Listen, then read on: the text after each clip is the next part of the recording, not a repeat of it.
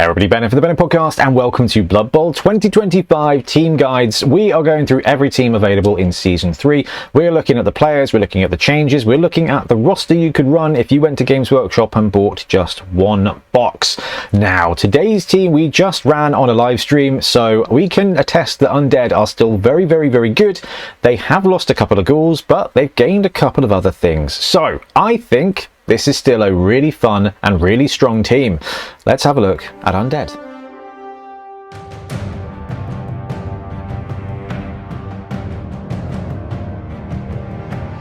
Okie dokie, so I had a great time running these. Did I run them, or did I play against them, or did I just produce? Watching these guys, yeah, Undead versus Tomb Kings. That was fun. That was good, actually. This team's potent. Right, Undead roster, 0 to 8 rerolls at 70k a piece. We've got them down as tier 1. Now, tiering in this edition is a little bit up in the air. There's now 4 tiers, and they only matter for tournaments. Games Workshop is going to provide tiers as a download on their website, but most tournaments you go to will have the tiers be adjusted kind of based on the TO anyway, so I wouldn't fret too much, and it doesn't affect League, so don't worry about that. They cannot take an apothecary because it's already too late for these guys on account of them all being dead. 70k rerolls is expensive, but the roster itself has a lot of cheap linemen, which means that's absolutely fine.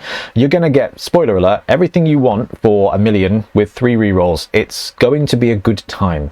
Now, Masters of Undeath and Sylvanian Spotlight are this team's special rules. Sylvanian Spotlight affects which star players, which inducements you can take, and Masters of Undeath mean if in a game you kill an opponent's player that is strength 4 or less and doesn't have the stunty keyword, you get a dude. You get a lineman immediately.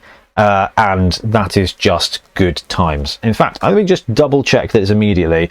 Masters of Death, if they do, you may immediately add a single lineman player from their team roster to the reserves box. Yeah, you just get a guy immediately.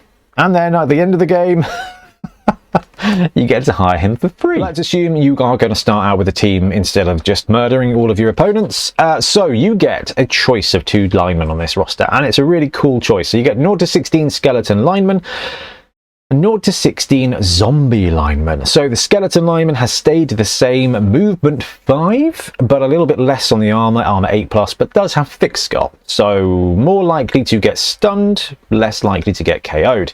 The zombie lineman, slower at movement 4, tougher at armor 9+, doesn't have thick skull, but now has a skill called Eye Gouge. This is a skill that is brand new to this edition, and it's really simple. If you block with a player that has Eye Gouge and you get a push result, and that's the one you go with, including if a dodge becomes a push, your opponent gets a little Eye Gouge token, which means they can't assist offensively or defensively until they're activated again. So it's like a worse version of Hypno Gaze, where your opponent can't add for fouls or blocks.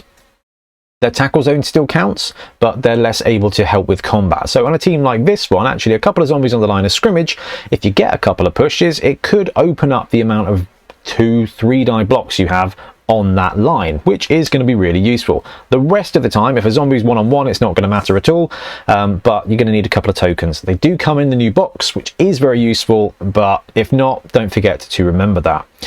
Don't forget to remember that. Remember to not forget it. Good one, Ben. Ghoul runners. You've lost 2. You're down to 2. You used to have 4, and it was a great time. Now the 2 you've got remaining have regen, which is very good. So you have lost up to 4, so you used to be able to run up to 4 of the dodge pieces, which made the team just very fast as well. And as you progress through a league, you'd add the ghouls, your offensive capability would grow. What this does mean now is that you've got regen. The 2 ghouls that you do have are going to stick around, in theory, for a lot longer. They're going to be able to level up. So what's going to happen, instead of having 4 ghouls that all end up with block and dodge really quickly, you're going to end up with 2 ghouls that are most of the time going to be kicking around with block, dodge and sidestep or strip ball or whatever you want to do with your ghouls. So 2 more reliably, so it's kind of an interesting one because you start with them basically and they're going to stay with you the whole time for your whole team and until regen doesn't work. which is the thing. So you've got 2 Wight blitzers as well. These have stayed the same. They are your secondary ball carriers and primary blitzers, which is good because that's what they're paid for. But now they've got tackle. So a lot of the teams that have got blitzers have now gained a little bit of a secondary skill to give them a bit more juice. And very much like the human blitzer, the undead blitzer here is going to be your block tackle piece, which means if your opponent's running any kind of dodge shenanigans, this guy is going to be really useful in the backfield to just get a punch on the ball carrier. And talking of punching things, you've got 2 of some of the best big guys in the game. Mummies. No loner, no nega trait, all muscle, strength 5, and they start with mighty blow. Now they're only moving 3, which means they can get left behind quite quickly. But dude, if you put those mummies and you support those mummies, they are going to farm blocks. They are going to farm casualties, and they are going to potentially, if your dice roll well, farm players for your team. All right, so the skeleton lineman. This is the exact same player that's on the Tomb King roster. Movement 5 is speedy for an undead player. Strength 3 is good for a lineman. Edge 4+ is a little lackluster, so this roster does suffer from Edge 4+ syndrome. However, in this edition of Blood Bowl, we have Secure the Ball. So if in a pinch your skeleton or zombie needs to pick up the ball, they can do so by wandering over to it and rolling a 2+ instead of a 4+. That is actually a sneaky buff to this roster. I'm just going to double check. The zombies have unsteady. I am lying. So the skeleton lineman can secure the ball, but the zombies can't. So the skelly wobble. Lower armor on an 8+, a bit vulnerable, but does have thick skull, so you are going to be more likely to be stunned than removed, which is kind of thematic for an undead team. Movement 5, they historically tended to be a bit of like a wander around fast and do the fast fouling. Now that's no longer the case because they've got general on a primary, and agility, devious, and strength on a secondary. Skeleton linemen are going to be really interesting for this team, and it's going to really vary depending on how you want to build up your roster. You are not likely to get huge amounts of SPP for your skeletons. They might get a defensive casualty. They may get a touchdown every now and again, so this is going to be one of those players that is primed for, oh my god, I got an MVP for him, cool. At 3 SPP in this edition, you can take a random primary skill, 6 SPP, chosen primary skill, no random secondaries anymore. 10 SPP, you can take a secondary. So in theory, because you've got regen, your skeleton should be around long enough for you to just slow brew them up and just put guards skeletons everywhere. I think what's more likely is taking a random general when your skeleton gets 3 SPP. Maybe you'll spike, get block, or wrestle, or kick, or sure hands to just help your roster out. But who knows? You could spike him brilliantly. Okay, it's the zombies. So the zombies, movement 4, strength 3, edge 4+, passing 6+, armor 9+, so slower than a skeleton, but armor is higher. They don't have thick skull. It works out kind of the same. Just be aware that don't think your zombies have armor 8+, don't think your skeletons have 9+. Remember. All right, eye gouge, we've already talked about this. If you get a push, you get a token, which means they can't support with assists for the rest of the turn. It is going to come in handy.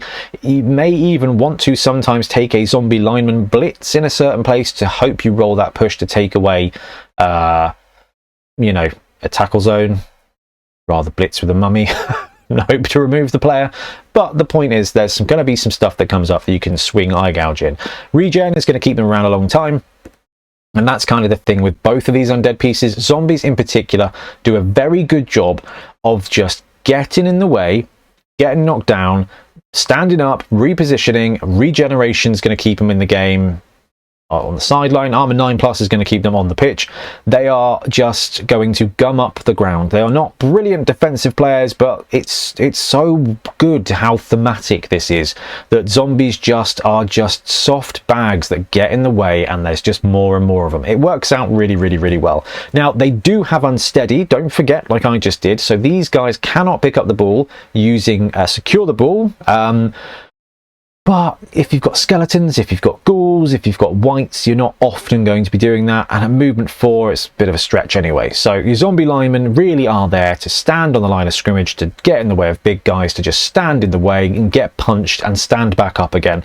from a developmental point of view, they do get access to Devious. So even though you used to want to have Dirty Player on your skeleton because movement 5 is more than movement 4, your zombies can still now, in this edition, take Devious skills. So you can take Lone Fowler, you can take Dirty Player.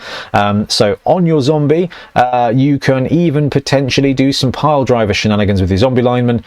But I think you're more likely to either want to save up and put block on a zombie lineman so they can just get punched more than anything else potentially. Alright, so sport for choice on lineman. Obviously, you're already sold on the team. But what if I told you there was a player that was better than a skeleton or a zombie? We've got 2 ghoul runners. Yes, used to be 4. Now just 2.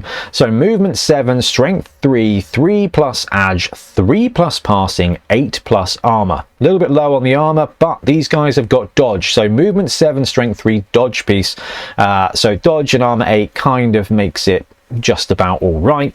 Regeneration I think is huge. So it's basically you don't have the capacity to buy 4 ghouls anymore, but it's going to be much harder, well, 50% harder for your opponent to permanently remove a ghoul from a game. So you may just get front loaded that extra ghoul because they'll go into reserves instead of just into hell, which is going to be really useful. But what that means is your ghoul runners are going to become more star-like because they're going to survive a lot better.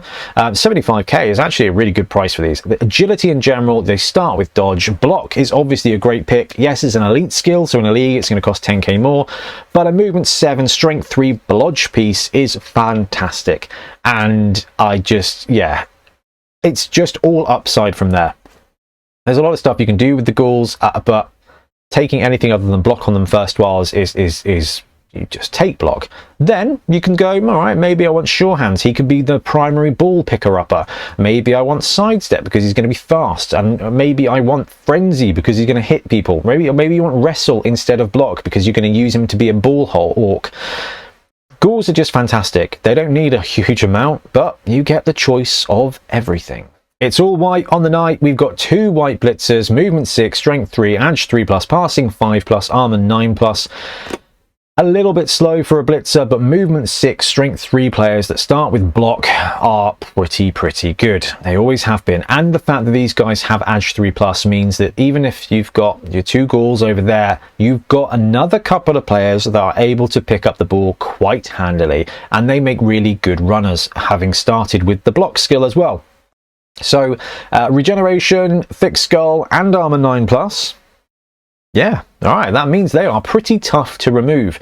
I'd forgotten that they had thick skull. Armor 9 plus thick skull. That is a tough nut to crack. That's going to be really useful. And if they do break the armor, you've got that cheeky regen to 4 plus yourself back into reserves. That's going to be great. But your white blitzer here, movement 6 and block means they're great for a secondary ball carrier if your ghouls aren't around. They're great to blitz players with because they've got good movement, good agility, and the block skill. And the fact they now start with tackle means that when your opponent's running some dodge shenanigans or, you know, a stunty, whether they're going with their cheeky halfling ammunition, a little goblin over the top, or they're just running snotlings, the white blitzer here with tackle and block is just going to farm against weak dodge targets, which is going to be really cool.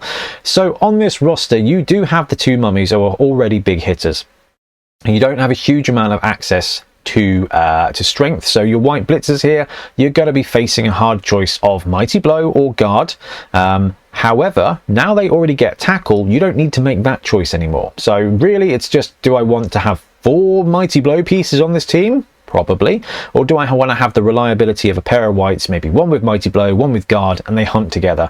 It doesn't matter. Both angles are good, but you just get to choose how violent you want to be. Okay, it's mummy time. So mummies, I hate these guys. I really hate playing against undead. As a Skaven coach, lizardmen are the boogeyman to me, but undead with mummies. The mummies are just egregious. Movement 3 is slow, but strength 5 is great. Edge 5 plus is limited, but they're not dodging. Passing 6 plus means they can now throw the ball. Armor 10 plus means if you punch them, they're probably not going to care. They've also got regeneration, and they start with mighty blow. See that skill line where there's no loner? Where there's no nega trait, so they don't have bonehead, they don't have animal savagery, they don't have anything. They just do what you want them to do all of the time. And trust me, what you want these guys to do all of the time is take 2 or 3 die blocks and just keep swinging. Just keep swinging and taking the most out of that mighty blow. Are they seriously 125k? ridiculous. This roster is ridiculous. Yeah, look, mummies are phenomenal big guys. When it comes to the strength skills, they've already got mighty blows, so you've got a couple of things you can do here potentially. You can chuck guard on them, which means that your other players around them on the line of scrimmage or in the scrum are just going to be more effective. You can take brawler or grab to be able to just block more reliably and or put the dead corpse of your opponent where you want them. Break tackle is just stupid on a mummy because it adds +3 now to their first dodge. So that edge 5+ that we just lamented as being not very good, with a break tackle on a mummy, they become edge 5, 4, 3, 2. They get a 2+ open field dodge with no loner and strength 5 and mighty blow. Yeah, mummies are good. They're slow, but you mean you just take a rush and that's 4 squares of movement followed out with a blitz, and you've got break tackle on them, and then they're just 2+ into the open. Jeez Louise. All right, yeah, mummies quite good, quite good. Ugh, quite good. And what's more about the Undead roster is that you go to Games Workshop and you say, hey, have you got any Blood Bowl teams? And they say, yes, we've got the Shambling Undead box. Would you like to buy it? And you say, yeah, go on then. That looks like fun. It comes with 14 players and every positional you will need. So if you go and pick up an Undead box, or just, you know, pick up an Undead team, this is what you can run straight out of the box. And I don't know how much different this would be if you were given all of the boxes. You take both those mummies because they are egregious. You take both those white blitzers because they're very good. You take both the ghouls because they're also very good. And this box comes with 14 players, so you now need to choose potentially 5 linemen in any mixture. I like 2 skeletons and 3 zombies. The zombies are very durable. Eye gouge can come in handy, so you do have that. Your skeletons there with movement 5 can be just a little bit speedier to support. Now, this roster also comes with 3 rerolls, so you just run it out of the box. You've got 3 rerolls to do whatever you want, even though you've got 2 block pieces and 2 dodge pieces to begin the league with. You've got 2 big guys that aren't going to be eating your rerolls on loner, so you are good to go in all aspects.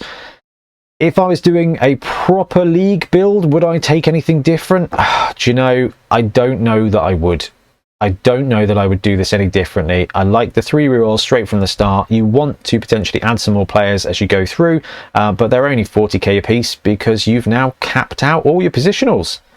Well done, Undead. So the Undead roster is still very good. Yes, you aren't going to get access to those 4 ghouls, but the 2 ghouls you have got a little bit better, the blitzers a little bit better, and the mummies were already very good. So I have no tiny violin for you Undead players. I apologise if you've got a 3rd and 4th ghoul model that you can't use, but get a necrom. No, that doesn't work either. Ooh, sorry, misspoke there. Anyway, Undead. Great. We had great time running them on the stream. This team is still going to be kicking around. It's a very good one, and I think a very good 1-box team. It kind of does it all. Very impressive. Anyway, I'm going to wrap up. Let me know what you think about Undead, and we'll be back soon with more Blood Bowl content. Happy blocking.